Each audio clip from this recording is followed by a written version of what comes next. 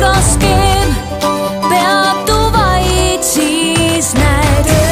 Tõepoolest aega on veel, et võiksime lõbutseda, nautida kõike me teen ja meelt veidi lahutada. Mugavalt võid tugitoolis meiega koos veeta terve öö, naudid vaatemängu olles kindel, meelelahutajad teevad tööd. Naervad näod või kurvad vaskid, rebid alla võime kõigil eest, nii me sulandume ühte massi, meelelahutajad teevad tööd.